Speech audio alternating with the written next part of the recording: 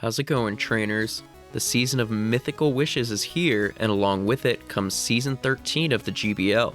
We've got some new move updates too that will shake up a few Pokemon, so let's discuss just how these changes will shake up the meta.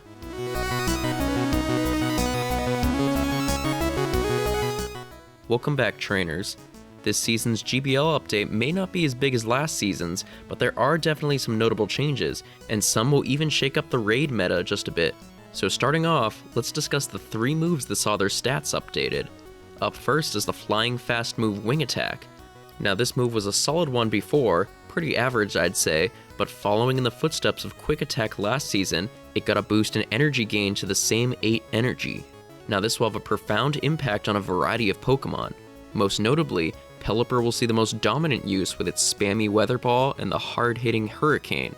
With this small buff, it'll easily become one of the best Great League picks. And Charizard, who has several viable fast moves, will now likely prefer the Legacy Wing Attack in most circumstances, so if you have a lot of elite fast TMs lying around, it may be worth building a Wing Attack Charizard for the Great and Ultra Leagues.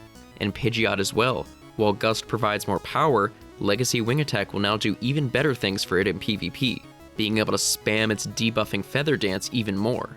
And other Pokemon like Golbat, Gligar and Gliscor, and the Little Cup's Ducklet will all love this buff too. Now if only we could see Sucker Punch get the same treatment for Spiritom's sake. Up next though, Poison Fang's energy will be increased, which will be an unfortunate nerf to many prominent poison types. However, if you've been tired of Nidoqueen's dominance, this nerf will absolutely put an end to that. Nidoqueen will get to Poison Fang slightly slower, meaning the debuffs will come slower as well, and that all adds up. So this will be a heavy blow to the Poison Ground type. It'll still be good, but nowhere near as good as it's been since Season 8. Golbat and Crobat will also dislike this nerf, but Golbat's Wing Attack buff does even things out for it thankfully. But Nidoqueen's nerf is sure to make Grass and Fairy type Pokemon more potent, so be prepared. Though maybe not for some fairies, because the powerful Charm received a damage nerf, falling from 16 power to 15. Now say what you want about Charm, but I'm not sure this was super necessary. With Steel and Poison types still being really prevalent in the GBL, most fairies had pretty big balance checks, but nonetheless, this will make Charmers like Togekiss, Alola Ninetales, and Clefable less common, as that bit of damage taken away will negatively impact some of their matchups, such as Togekiss having a harder time against Kyogre in the Master League. However, the non-Charm fairies will definitely see more play, such as Galarian Weezing, who we'll talk more about soon. Now though, we'll move on to moveset additions. Both Pyroar and Litleo will be adding Incinerate to their fast move selection. Litleo is the better, bulkier option for the Great League, and it'll definitely see a bit more prevalence with this move. As for Pyroar though, it'll improve it in the Ultra League, though I don't really think it'll catch on that much. But the next 3 move additions are all Community Day moves brought to new Pokemon. Up first is Meteor Beam, which will be added to Aurorus, Aggron, Sudowoodo, and Tyrantrum. Now, Sudowoodo and Tyrantrum don't really care about this addition for PvP. They're mild additions at best, but not enough to make either very viable. Tyrantrum though will be a great budget attacker, one of the best rock attackers that isn't a legendary and doesn't need an exclusive move, so that's something. As for Aggron, this is another alright addition. Aggron really needs something cheap, but where this may work well is for its Mega in the upcoming Mega Master League, which we will discuss a bit later. Mega Aggron has insane bulk for the Master League, and this move will help it give it more punch too. But the real star of the Meteor Beam show is Aurorus, who has great bulk, great moves, only lacking a strong closer move. Meteor Beam is that closer move, and then some. It'll definitely be fantastic for fighting off the newly buffed flying types, though Aurorus is far from OP, as it has a variety of common, crippling weaknesses, like a double weakness to fighting that will keep it balanced.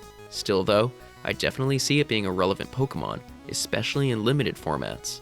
Up next is the addition of Poltergeist to various Pokemon's movesets. Now, Poltergeist isn't the best move out there, being quite expensive, but it's still a pretty powerful closer. Golurk doesn't have the energy generation though to reliably get to this attack, so yawn. And Gourgeist would still prefer the cheaper cost of Shadow Ball over the extra power of Poltergeist. But Dusclops is the big winner of this move. It has decent bulk, more so than its evolution Dusknoir, making it a decent Great League pick, but it's always lacked a good closer beyond the Purified move of Return. Now though, it can use the Ghost-type Poltergeist for a strong Ghost closing attack. Next up, we have the recent ground charge move, High Horsepower. Now this move is also just average, but still strong enough. It will benefit those who are receiving it though. Piloswine will get a more reliable ground charged move than Bulldoze, though unfortunately, I don't think that'll be enough for it to be good in the Great League. However, Mamoswine will benefit much more from it in the Master League, having a much more powerful ground closer than Bulldoze. Plus, this move will make Shadow Mamoswine the undisputed best ground type for the time being in raids, easily being the best until the likes of Primal Groudon come around. Galarian Rapidash continues to get love this season with this move as well.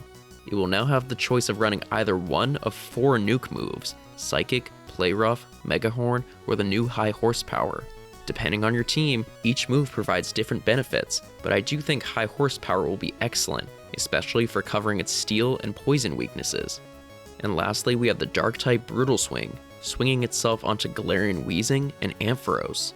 Now on Galarian Weezing, Brutal Swing will take the place of the weaker Sludge, with players having the choice of Play Rough or Overheat for its powerful closer. Now, choosing Brutal Swing over Sludge will make Weezing less of an effective fairy counter, especially against Pokemon like Azumarill. However, it'll also give it a much better answer to Psychic and Ghost opponents, which will be very valuable. As for Ampharos, I think Brutal Swing will be a strict upgrade over Thunder Punch, allowing it to hit things like Trevenant and Giratina, and pretty quickly too. With Brutal Swing and Focus Blast, I think it'll find its way back to the Ultra League metas after being shooed off seasons ago. Now that may wrap up our move updates, but there's a couple other notable updates we've received regarding the GBL. One is that after this season, Classic Cups will no longer be happening. While I am disappointed that the budget option for the Master and Ultra League will soon vanish, I'm at least relieved that I can power up some of my legendaries to 50 without fear of Master League Classic returning. But also in the Master League department, we'll see the return of the Mega Master League at the very end of the season. Like the other new cups this season, we'll be doing a prep guide on this cup. Last time, Mega Gyarados was the biggest player in the cup, and while it'll still be huge, new players like Mega Aggron, Latios, and the upcoming Mega Swampert will shake things up for sure. But that just about wraps up our GBL season breakdown. If you want to read up on all the details regarding the season, including the rewards and league schedule, we'll have a link to Niantic's blog post down in the description. And if you like this video, be sure to give it a thumbs up and subscribe so you don't miss our upcoming videos. Down in the comments below, let me know what you're most excited for this season. Or, if you're disappointed about Nidoqueen's nerf like me, comment down below. But until next time, I wish you all the best of luck in the next season of the GBL, and take care.